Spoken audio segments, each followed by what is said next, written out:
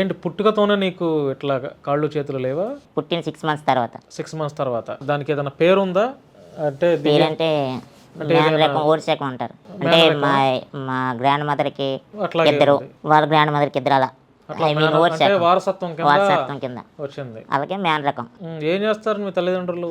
Farmer. సొంత పొలం ఉందా? ఉంది. ఎంత ఉంది? ఒక 3 ఉంటుంది. ఎంత ఉంది ఒక్కొక్క ఎకరం రేట్ అక్కడ? ఒక్కొక్క ఎకరం అంటే సెంట్ 50,000 దాకా ఉంటుంది. సెంట్ 50,000? అబ్బో, పర్లేదు, కొంచెం కాస్టే. అమ్మ? ఇద్దరు ఫార్మర్సే. ఇద్దరు ఫార్మర్సే. నాన్ ఎడ్యుకేటెడ్ పీపుల్సే. Non educated. అన్న, తమ్ముడు, చెల్లి, అక్క ఎవరైనా ఉన్నారు? మొత్తం 4 మెంబర్స్. నువ్వేనా వాడివి? నేను ఫోర్త్. నువ్వు ఫోర్త్, లాస్ట్. మిగతా ఇద్దరు?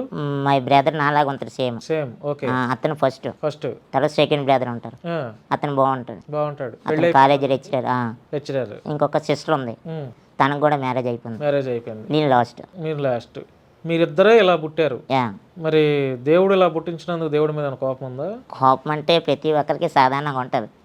నీకు కూడా అది కామన్. అది ఇప్పటికీ ఉందా? ఇప్పటికంటే దేవుడు అంటే మనం చేసినప్పుడు అతను చేస్తాడు అనుకో, అంటే అందరూ ఒకేలా పుట్టాలని లేదు కదా. కానీ పుట్టించే దేవుడే కదా. పుట్టించే దేవుడే. అది ఎందుకు పుట్టించడం మనకు తెలియదు కదా. అది మనం రాసుకుని రాతనికి వచ్చు కదా. అంటే బాధపడుతున్నావు అయితే ఇప్పుడు? బాధ అని లేదు, సంతోషంగానే ఉన్నావు. సంతోషంగానే ఉన్నా. అంటే నేను ఇలా ఉండి